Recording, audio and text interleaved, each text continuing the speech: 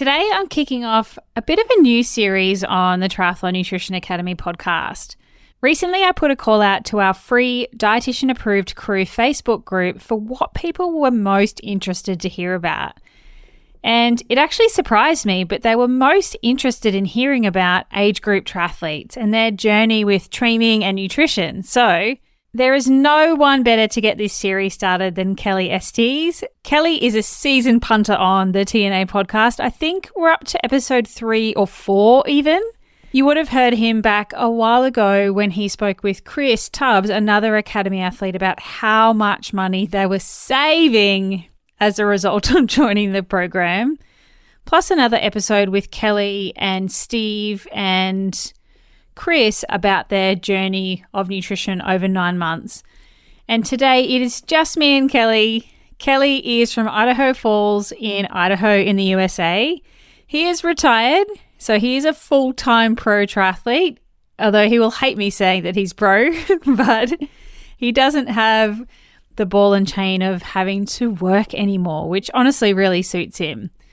When he was working, he was in the US Army when he was younger, retired from that in 1998, and then afterwards he worked in the nuclear industry. He was a division director at the Advanced Test Reactor, and he retired in 2022. He found his love for triathlon very much later in life, having only been doing the sport really for about 18 months now.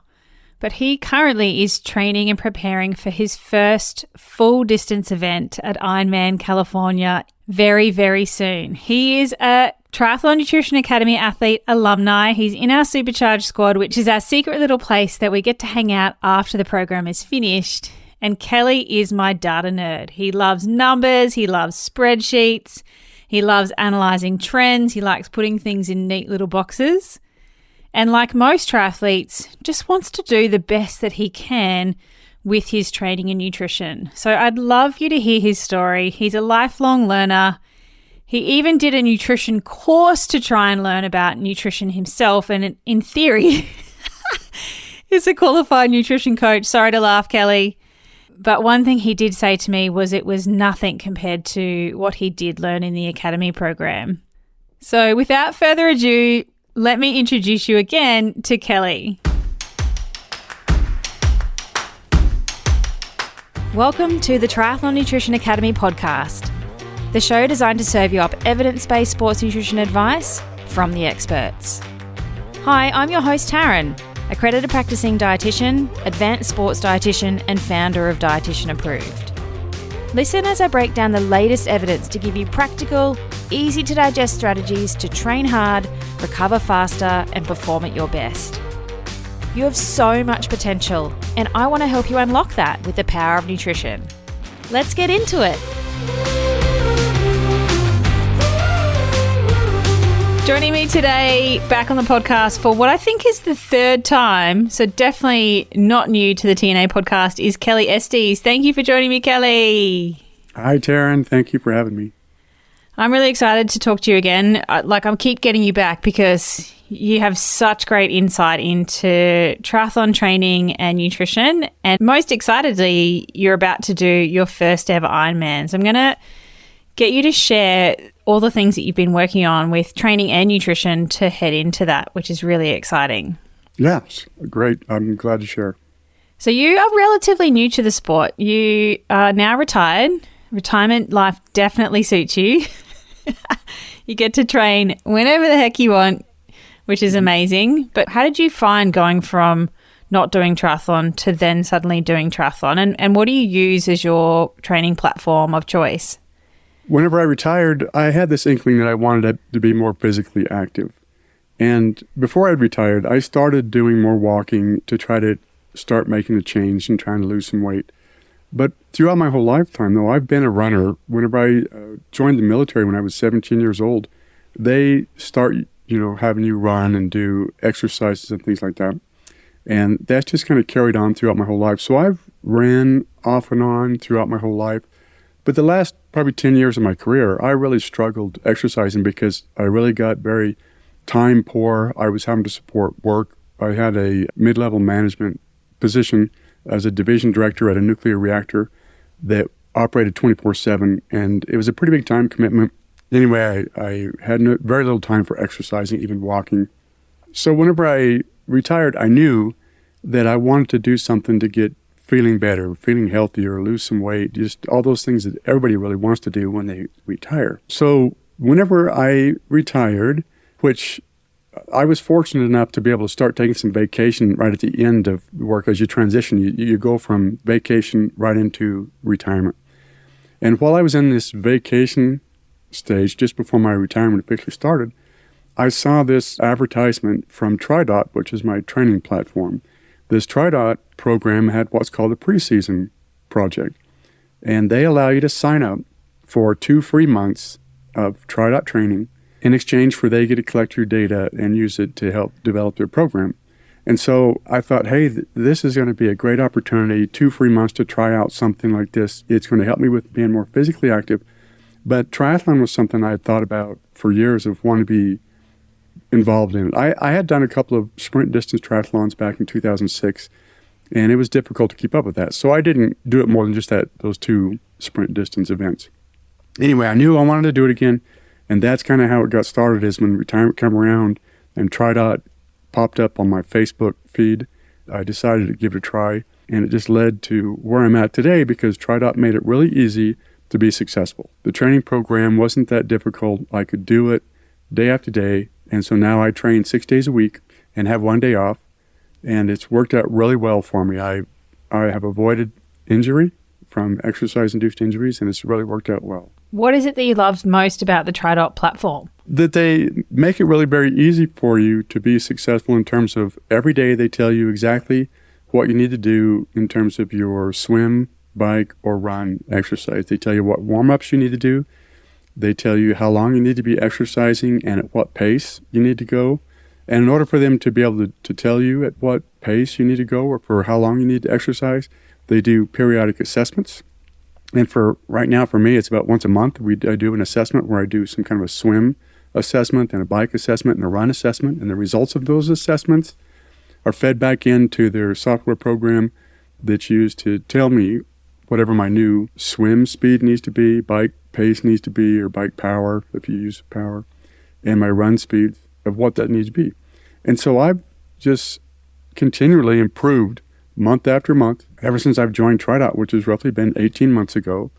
And most recently, some of those successes and some payoff of all that work is that for the 3 races that I raced in, I took first place in my age group for all 3 races. Now that is quite an improvement. Last year, I did the same 3 races, and I was slower, much slower, and I didn't take first place. This year I did. So the program's paying off, as well as the nutrition side, which I'm sure we'll get to. But TriDot has helped me get there to that successful completion of those triathlons, and I'm thinking it's only going to get better. It has also given me the confidence to go the longer distances, because when I started triathlon last year, the Olympic distance, which is what I've been racing locally last year and this year, the Olympic distance triathlons, it was a real challenge. Last year when I finished my first Olympic distance triathlon, I was telling the guy that is operating official for that triathlon, I told him, I said, man, that was hard. Man, that was hard. I don't know if I can do this again. Yeah. But I kept coming back month after month, and here I am now, after last summer of doing 5 Olympic distance triathlons, then I did a 70.3 in Indian Wells, California, which was another one where I said, man, that was hard. But the training programs and the nutrition it's helping me just look at that and go, yeah, it was hard, but I did okay, and I'm getting better. So then this summer, I did the races, taking first place, and now I have my first Ironman distance scheduled for October, which is Ironman California. And I think that's really saying a lot about the training and nutrition program for me to have the confidence to be able to go for those distances for my age and physical ability, given that 2 years ago, I had a desk job, and maybe 2.5 years ago, I weighed 50 pounds or 22 kilograms. Thank you. More than I do now. Thanks for the conversion. Yeah. So these things are all just making for a wonderful new lifestyle, thanks to TriDot and the Triathlon Nutrition Academy. Yeah, and you love TriDot so much that you're actually an ambassador for the program, which is really cool to see. You're so pro getting people to use something like that, which I love. And I think it's nice for other triathletes to hear what people are using and what they like about it, maybe what they don't like about it, because there are so many things available now. And, the world is your oyster. But is there any advice you would have for somebody that is thinking about using the TriDot program? They have these preseason projects that come out at least once a year. I think the next one coming out is around the December timeframe. But you can go to the TriDot website, which is just TriDot, spelled TriDot.com, and you can have a 2-week free trial anytime. So you could go out there right now and have a 2-week free trial and be able to go in and look at it and try it for 2 weeks. And whenever you do the free trial, they have different levels that you can join at, different, I don't refer to it as scales, but whenever you do the free trial, you get the maximum of all the options that's available to you that a maximum monthly payment might cost you otherwise. You get all that free to try it, and then after you tried it for a couple of weeks, then you can go back and determine which one's the right fit for you. And they have a very inexpensive program that I think starts at, I want to say $29 a month, it seems right, and it goes up from there, but for $29 a month, it will fit for any training program that most people have, especially for beginners. It's going to work just fine for you. You can schedule your races, and it's really very helpful. And then as you continue to use TriDot and see how well it works for you, if you decide you want to move up to a higher level, you can. And if that doesn't work, you can always switch back to the less expensive plan. But it's really very versatile. And probably one of the other things that's very noteworthy for TriDot is the training programs are customized for you. So it uses your individual performance to determine your individual training program. So the prescribed swim, bike, and run training that they provide for you every day is custom for you. Another capability they have is you can have your DNA, your health DNA, through some program like 23andMe. You can have that DNA file uploaded into TriDot, and they will use that information to help customize your training program for the individual. I didn't know that. Did you do it? Oh, yeah. I did it early on because one of the things that's kind of typical for a lot of us, especially as you get older, is if you don't have a training program that helps you avoid getting hurt, you're going to end up with some kind of an exercise-induced injury at some point, and it's going to cause you to have some downtime. And so by uploading your DNA into the TriDot program, customized for you, what it'll do is it'll take that information and tailor your training. And so TriDot tells me that my DNA says that I'm more susceptible to getting hurt and that I need to have more recovery time or probably less strenuous exercise. So that's fed back into my TriDot training. And, I can't tell the difference of what it would be whether I had the DNA file uploaded or not. All I know is that I get my daily training program, I go do it, and I keep getting better. Month after month, I keep getting better, and that's success. I've watched you evolve over the last 12 months with your nutrition and even training too, because when you first started in the academy program, you were kind of jamming all of your sessions into the morning because you're retired and you've got the whole day. So you were getting like 3 or 4 sessions done all before lunchtime and then having a nap afterwards. So I've watched you evolve your training to be a bit more strategic around where you position your sessions as well, even though you have all the time in the world. But what are some of the differences in your nutrition that you were doing before versus what you're doing now sort of 12 months later? So I'm going to end up, pointing back to the TNA specific programs for a lot of the stuff. But what's really significantly different is that before I joined the Triathlon Nutrition Academy, my nutrition was based on just trial and error of things that I'd learned from years ago. I would end up buying this stuff and trying it. So I was trying all kinds of different gels and all kinds of supplements and powders and shakes and different things, trying to figure out what was working. And it was difficult to tell what was working and what wasn't. I didn't have a way to kind of evaluate it so that I could even help myself know if I'm making right decisions. I mean, I would listen to some nutrition programs, I would read books and things like that, but it was difficult to have a holistic picture that kind of took me by the hand and led me down the path of understanding each aspect of triathlon or day-to-day nutrition if I was doing the right thing. So, when I first got into doing the triathlon training, I knew early on, which was, almost 18 months ago, I knew early on that I had to do something to get better with nutrition, that I knew I wouldn't be able to go long distance in triathlon unless I did something about my nutrition program. So I started doing a lot of research to figure out the best nutrition program, and I got some books, and I actually got involved in some other nutrition programs. And then eventually I found the Triathlon Nutrition Academy, and just reading the information on your website about the Triathlon Nutrition Academy, I knew that this was going to help me with the nutrition education that I needed and understanding that. So I joined the program, and from that, the things that you've taught us right from day one has helped me in so many ways in terms of, you start off with recovery nutrition. What do you eat or what do you do after your training? And so I started, dialing that in right away because that was the first thing you were teaching us. And then pre-training nutrition, and then into building your meal plan and periodization and all these other different programs that go on for 9 months. And eventually you get into sprint distance and Olympic distance specific nutrition. And then ultimately for me, I wanted to understand Ironman because I wanted to do an Ironman. And you taught us how to get the nutrition in the right place for Ironman. It's just such a big difference in what I eat now, which I guess we're going to go into a little bit of detail about what do I eat. Yeah, go for it. Tell us what you eat. It's like my favorite thing to talk about, what people eat. Yeah. Total nerd. Well, so part of this will be, you're going to be shaking your head because I eat some of the same things every day. And you would say, you shouldn't eat the same thing every day. And I know that. And over time, it's evolving. Let's say, for instance, though, whenever I'm exercising first thing in the morning, and even most days when I'm not, I still have a bagel, and I have a specific Dave's Killer brand bagels that you can get.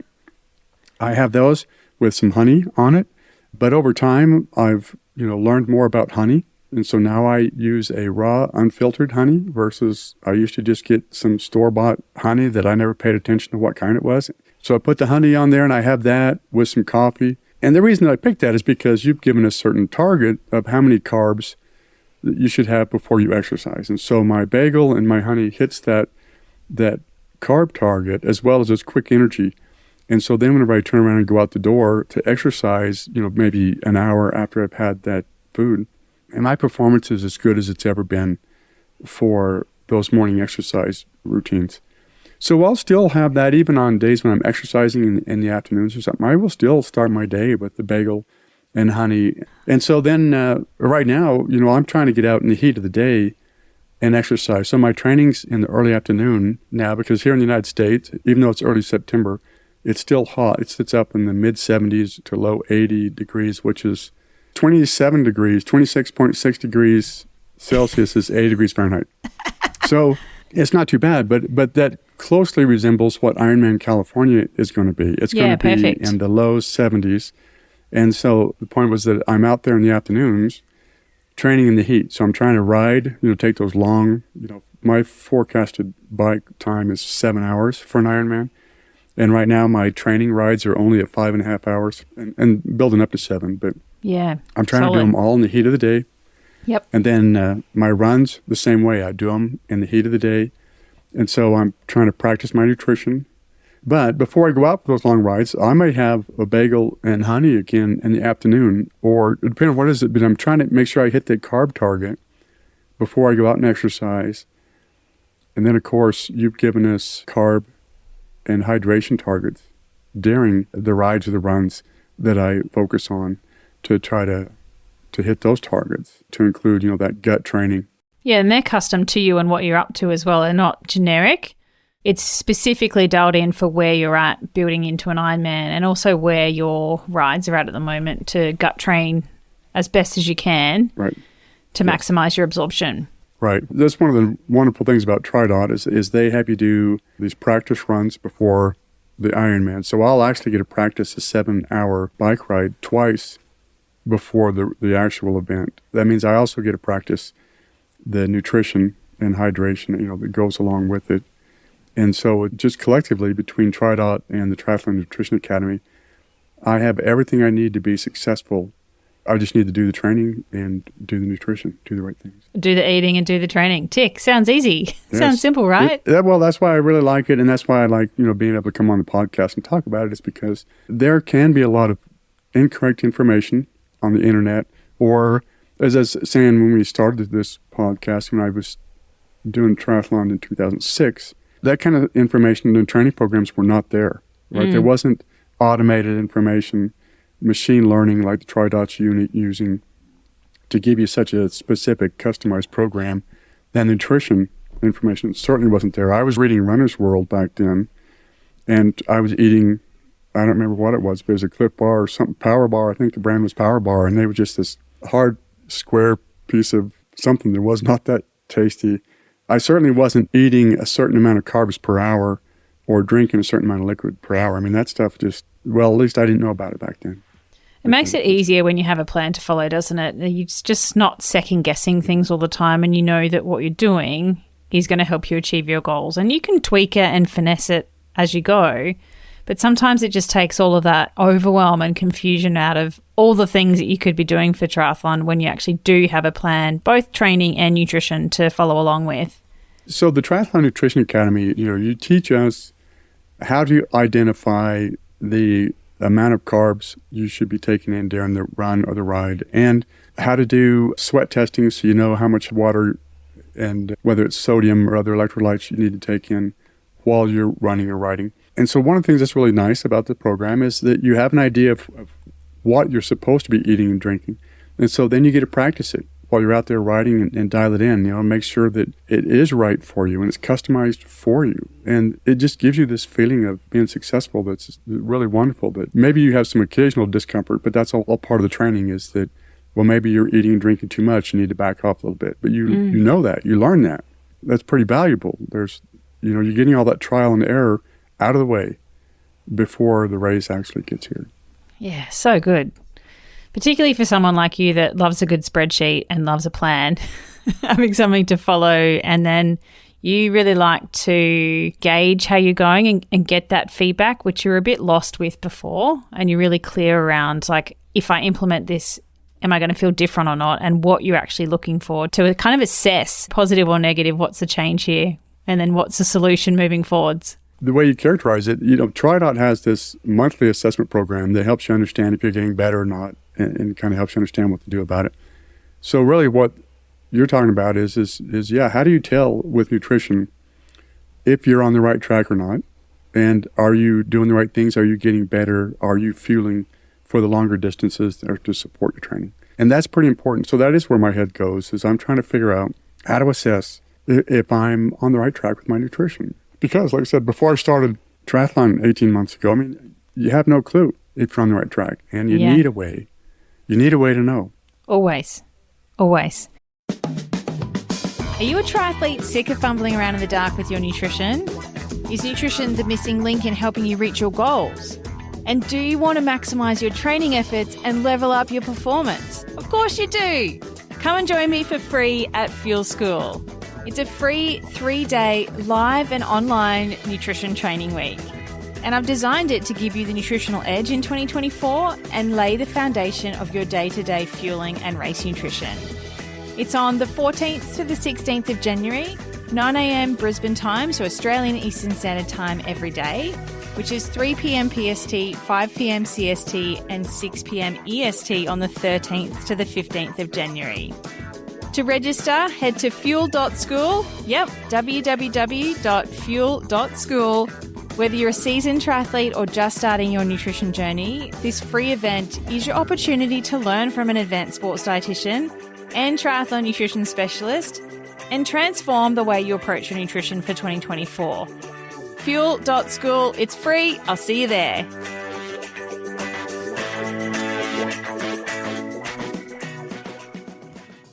So one of the things we have talked about with you on the podcast before is how much money you are now saving as a result of not spending all that money on everything you would market it at before. Have you noticed any difference between, what you were doing with all of those pills and powders versus how you're feeling now, considering that before you weren't training for an Ironman and now you are training for an Ironman? So I can't tell the difference other than I have more money because, and I'll mention the brand because the brand is a good brand. It was Beachbody products because I was following what was called the P90X program. They had a P90X1, P90X2, and a P90X3. And I did all those because it was good strength training and stuff. Wasn't specific to triathlon, but I was doing that before I got into triathlon. It helped me kind of get ready for triathlon. So I was buying a lot of their products, which was their shakes and their powders and things like that, and their drinks and stuff. And that seemed to work pretty good, right? I mean, I thought it was helping me get to where I needed to go. But as I learned more about nutrition, I realized that really wasn't what I needed. I was probably wasting my money. I eliminated those things from my diet. So I think I was in the $500 to $600 range is what I quoted. I didn't look at the spreadsheet before this podcast, but I think I was saving $500 to $600 US dollars, which is probably 900 Australian dollars. Yeah. The exchange rate. Yeah, 1,000. Yep. That's how much I'm saving each month right now, having stopped taking the Beachbody products. But I was also taking multivitamins. I was also taking some calcium and magnesium supplements. They're all things that I just learned about over the years. And like a lot of the stuff, once you learn about it and you think you need to take it, you start taking them and you just keep taking them for years. You don't know if you should stop or not. You just, at some point, figured you needed to be taking this multivitamin, and it just goes on for years. I take a multivitamin, and it just goes on for years. And now that I understand nutrition better, all that stuff's gone, and I'm spending money on other triathlon toys now. I'm glad I've saved you money to then further invest into things like bike bags. And yes. What else are you buying? I bought Garmin. So I was really resistant to buy Garmin. I'm an Apple guy. I have an Apple phone. I have an Apple Watch. And eventually I realized that the Apple Watch, the battery on the Apple Watch isn't going to last long enough to go on the Ironman, to get to an Ironman. Good I learned that back in the 70.3. It barely got me through the 70.3. So I ended up buying a Garmin watch. So that's where some of the money goes. Then I bought a Garmin computer for my bike. So that's where some of the money went.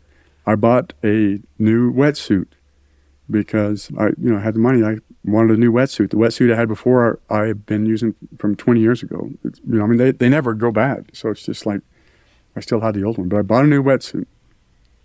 I bought a rocker plate for my bike, so do training in the basement. And I bought glasses for swimming. Form brand that's pretty popular for swimming, which has really turned out to be a wonderful tool to help me with my swim performance.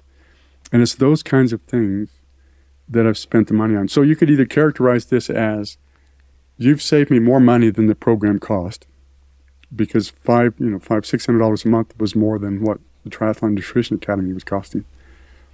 Or you could say, look at all these additional training tools that I have that's helping me improve my performance.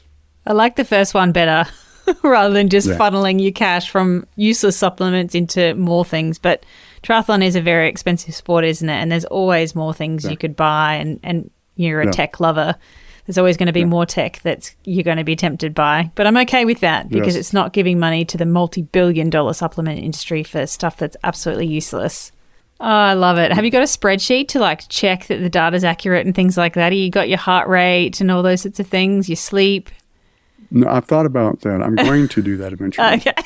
I don't want to add more to your to-do list. Yeah. Kelly's our spreadsheet master, if you haven't guessed. Very much an engineer, very analytical, and I'm starting to like spreadsheets a little bit more, but Kelly's got some good ones to kind of track those things. So I give him stick, but it's from a place of love. Yeah. All right. You're about to do Ironman really, really soon. We're a few weeks away. What have you been working on with your nutrition and your training to get you through that build? And when did that start, actually? When did you start your Ironman training build? So I think I started around 21 weeks out. And so I actually started with looking at a certain amount of carb intake per hour on the bike and the run, and then upping that number each week over the 21 weeks. And so I'm getting to where I'm at this maximum carb intake and a maximum liquid intake per hour to try to make sure I can tolerate it on the bike. And then the idea is that when you're actually on race day, I will consume some lower amount, probably 2/3 of what I'm currently consuming, that I'll consume on race day for carb and hydration and sodium intake. The pre-race nutrition I practice, the during training nutrition I practice, and then between training, the concept of periodization, which is trying to eat a certain amount of carbs in a given day, characterized in 3 categories of whether it's an easy day, a moderate day, or a hard day. I'm practicing eating a certain amount of carbohydrates to support that training so that I have plenty of energy to get out there and train. In addition to what I'm consuming while I'm training, it's the food for recovery afterwards and preparing for the next day. And so that's really the biggies. One of the things I kind of like, because I'm the nerd, is there is that math aspect that as my rides get longer and my runs get longer, you have to sit down and do the math. For each week as my carb intake target increases, I have to calculate new amount of carb to take on the bike and, of course, practice making sure I have that in my bottles or gels that I'm taking with me. And that's kind of fun, especially whenever I get into the rides and I'm going through it and I'm feeling good. And I'm feeling like, hey, this is working. I'm feeling good, and I think I'm going to be just fine when I get to the Ironman. It's going to work out just fine. Yeah, and you seem to be absorbing all the training at the moment, which is almost peaking. And I don't think you've got sick and you haven't got injured, right? For somebody that thinks he's genetically more prone to being injured. Neither of those two things have happened. Right. I haven't had to stop training. I did have a little bit of a hamstring problem last fall before my 70.3 that didn't stop me from training. It slowed me down just a little bit. But all in all, I've been really very lucky, that I haven't had to slow down. I haven't been getting sick. There are times whenever I've felt fatigued, after a summer of racing, with my last race being, I think, the middle of August. In mid-August, I was tired, I was fatigued, and I was glad that I had a couple of months break before the Ironman. But I felt good. I felt okay. I just, felt fatigued, like I've been racing a lot. I've been training a lot, Yeah. But I feel good. And I feel really good right now, right? I mean, it's amazing that I've gone 18 months without hurting myself and having to take time off. Yeah, it's about training availability, which is something that I think we forget as triathletes. We try and do all the sprinkles on the icing on the cake all the time, but the best athletes are the ones that can piece together the most consistent blocks of training. And so you've had this really uninterrupted build heading into Ironman, which sets you up on the best possible foot for your day on the race, which I'm so excited to see you out there. No pressure, Kelly. We'll all be like screaming at the tracker for the day that you do your race. Yeah. And, I think I'm lucky when I'm retired. I'm able to get plenty of rest, which is a big part of this, is to get the recovery, the rest you need day to day, as well as over time. Yep. It's working pretty good. And you don't nap anymore, unless by choice, because you do like to nap. But when I first met you, because you were doing all this training and significantly underfueling, you were having to nap every single day to get through the day. I would come back from training. This was early on, about 18 months ago. I would come in and I would take a nap. And I would take a nap for probably an hour or so. And then I would get up and I would continue my day. And that was just a normal part of my training. I just built that in, that was going to be part of it, because when I'd come back, I would be tired. And so I come to learn eventually that it was, what I was eating and that I probably was underfueled. And so that's why I was tired. But the other thing that I think most of us really like to do when we come back from training is we don't feel hungry. And so we don't want to eat. And that's a mistake, right? That's one of the things I've learned, is that when you come back from training, you have certain carb and protein targets that you need to satisfy after your training to kind of keep your energy up and help your muscles recover to get ready for the next day. And so, where I wasn't doing those things, I wasn't doing anything after training in terms of nutrition. I was tired. I just would lay down and take a nap because it felt good, and I'd get up and start my day. So that's all changed. I don't do that anymore. When I come back from exercising, I immediately make sure that I'm eating and drinking what I need to do to hit my carb and protein targets. And of course, that makes you feel good because you're on the right track for a very successful training program. Amazing. It's been wonderful to watch that journey as well.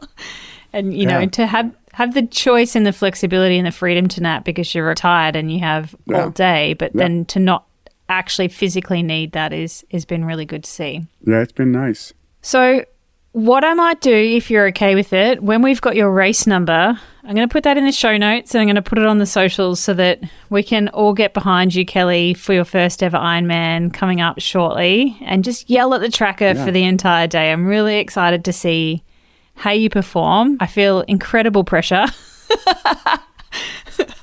Hopefully you feel less pressure than I feel for you to perform on the day. But it's been such an honor to watch your journey of nutrition transform over the last 12 months. And I feel like you still have so much to do. Like, it's not something that is set and forget, and this is what we're doing forevermore. Like, once you finish your Ironman, like, you know now what to do with your nutrition to adapt that to just general training and reducing your load, which is really important. And you also know how to recover properly after your Ironman to make sure that you don't get injured and you don't get sick a couple of weeks after, which is a real risk for a lot of athletes. They cross the finish line and then it's like all over, Red Rover. Yeah, no, there's a lot to it. And I'll tell you, I'm absolutely confident that I'm going to be fine in the Ironman. I'll have some anxiety the day before and that kind of stuff, which is normal for any race. But I feel very comfortable that my training and nutrition are as good as they can be in terms of I know what to do. I just need to do it. And I feel confident. I just need to keep doing my training and eating and, doing the right things. So I feel very confident. It just really comes down to a question of how fast will I do it. My target completion time is around 14 hours. Will I do it less than that? I'm sure going to try. I'm confident I can finish. Have you set your layered goals like Erin does? Like, you're super happy, you're happy, and like your rock star goal, so that you're setting yourself up for success no matter what happens on the day? Not like Erin, but what I can kind of look at it is TriDot has helped me complete enough races with their forecast versus what I actually do that I am able to beat the forecast most of the time. Yes.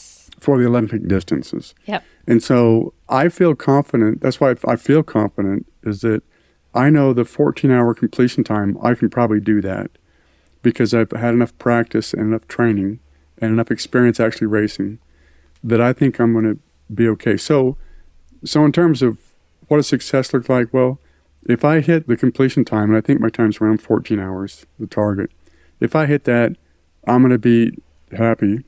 But if I can beat it by any amount of time, that's the happier I'm going to be. Yeah. If I can beat it by an hour, I suppose success is just finishing. But I think the way everything's set up with the training and nutrition, it's almost an expectation. Hey, I better finish by 14 hours or you guys...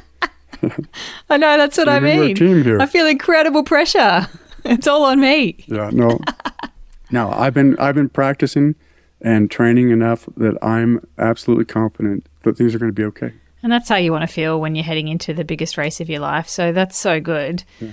Kelly, thank you so much for joining me and sharing your age group journey, like how you train, how you eat. I know that you've been on the podcast a few times and it's always a pleasure to pick your brain and hear you talk about what you've been working on with your nutrition and training. Yep. Thank you, Taryn. I really enjoy the Triathlon Nutrition Academy. I recommend it to anybody that is doing triathlon and thinks they would help them. I mean, it just is part of that tool kit that I think everybody should have. Yeah. If you do want to come and join us and join in the fun, dietitianapproved.com/academy. We will open doors again in January 2024, which is coming around really fast. Thanks, Kelly. Thanks, Taryn. Bye.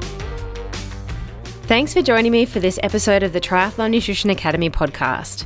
I would love to hear from you.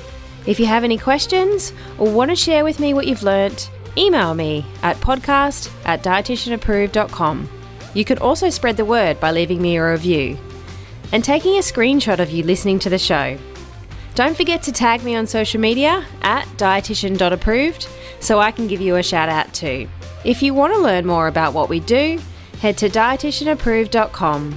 And if you want to learn more about the Triathlon Nutrition Academy program, head to dietitianapproved.com/academy. Thanks for joining me, and I look forward to helping you smash it in the fourth leg. Nutrition!